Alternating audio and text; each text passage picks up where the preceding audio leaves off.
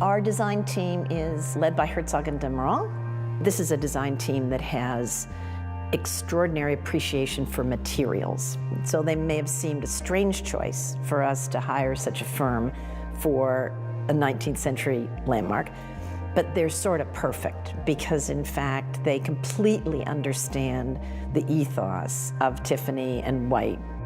I think for us it's very important that it was not just a museum basically of historic interiors, you know, and that you're really only just precious about this historic interiors we find, and that we really make it a space and spaces which are very alive and really interact with the art and the artist.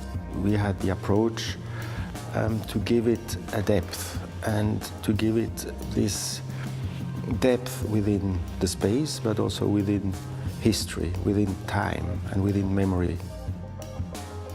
This is a early aesthetic period room, and it is certainly the greatest of the aesthetic period rooms in America. It was a relatively short-lived collaboration of artists and architects capable of creating something that had never been done before and that was quite remarkable, and that established those artists and architects as sort of important contributors to American culture.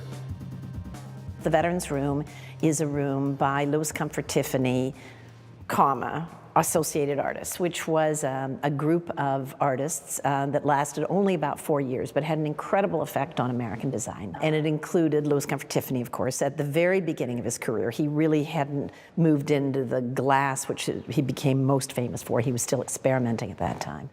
Stanford White, who was arguably the most important architect of the 19th century in America. Candace Wheeler, a textile designer who was really taking off in her career. They brought with them Samuel Coleman, who was another designer. He did the color balance and the Orientalist details. This is the way it's described.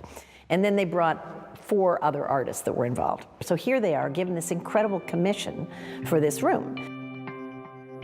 It's a very complex room with a long history, which required that we undertake an examination of everything that was there. And from looking at these results, to come up with various ways and methods of working in the room and of bringing it back.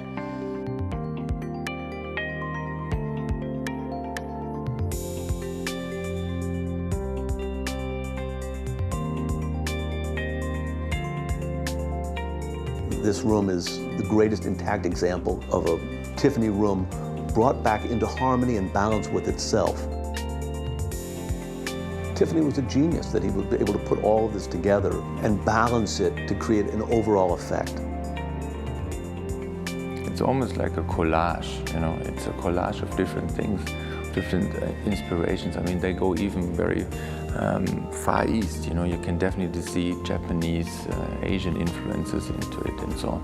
But they basically combined everything they could into one thing and created a world of its own somehow, and a very inspiring world because of that. I think the room wants to take you onto a journey. That was a very thrilling process for us to unveil every layer, but it's not only every layer, but to understand all the different elements of the space, of the architectural concept. The techniques they developed at that time were absolutely very contemporary and somehow still valid nowadays. There was a terrific collaboration between the artisans and the architect in 1879, you know, to 81 then, and now. I think we've learned a lot about the room from the artisans as well, because they're right there working with the wood or working with the plaster and seeing what was happening. We're conserving the frieze. We're also working on the coffered panels of the ceiling. It's quite a journey, and those little clues that you see all around the room really add up to something in the end. And it's amazing when you know you get something right, and one part of the room starts to harmonize with another part of the room. It's very decorative and very inventive. It's a fun room to enjoy. There is this conversation that happens. That's how the most appropriate treatment's developed. That is happening with all of the artisans. We are trying to uncover what was there, stabilize that, treat it in a way that future generations can relate to it, understand it, they're not misinterpreting it, and so we are at all points gauging that. We need, of course, the artisans. We need people who are able and still have the skills of doing it by hand and knowing how to use a color, how to use a material, what a paper, what a wood, what a timber, and all those lacquers. And that's for us quite interesting, how we can kind of combine the 21st century means and method somehow with something as a process comes from 1880. Lighting is a direct reflection on the technology of the time. So when this room was originally built, gas was sort of the current technologies. When this room was first built in the late 1800s, it was done by Louis C. Tiffany. He was instrumental in getting a group of artisans together and doing various parts of the room. And that's kind of what the Armory has done this time around. The lighting designers, Fisher, Moran, Stone, and the architects, Herzog de Meuron, bring the room down to those light levels as they originally were. We are now equipping the fixture with the technology of the day, which is LED lighting. And the idea is to light these fixtures, paying homage to the gas, that they were originally gas, but also making them so that they can be multifunctional for a very multifunctional room. And that's the beauty of what we do. Those are the exciting moments when you figure out how to make two pieces join together and have it be seamless and beautiful.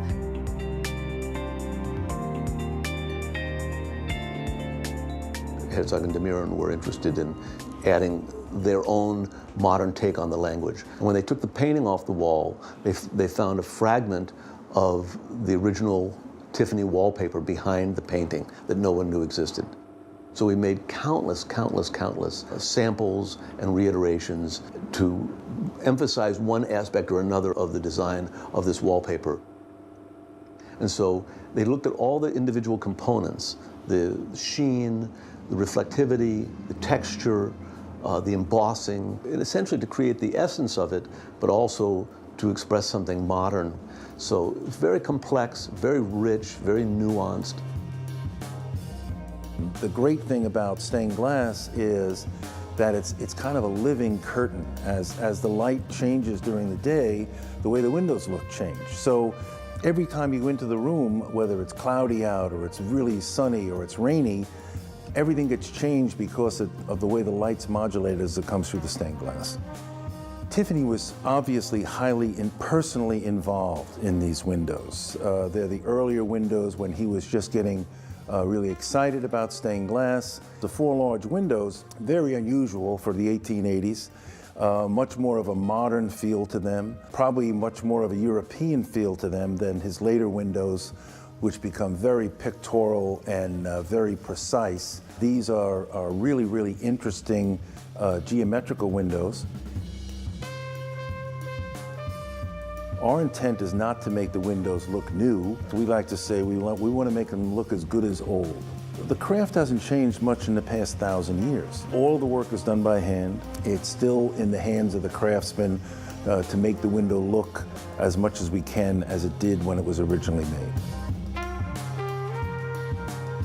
These were artists. I mean, I think these people were really artists who really were almost like making an object. They were making an installation. It's the original artists decided that it's texture that's going to make this room look old. And all these surfaces then lit, they reflect and they shimmer and they become like a piece of armor. Like the decoration in the veterans room starts to become conceptual.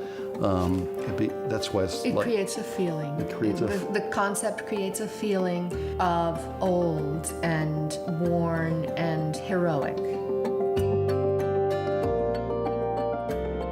The Veterans Room gives us an opportunity to really draw from the inspiration of how we feel about this room, what this room's like. It's really eclectic. It's very experimental. There's sort of a youthfulness to it that's terrific. It's just a very different environment to spend time in because it's so about your imagination. It's so about being in your head.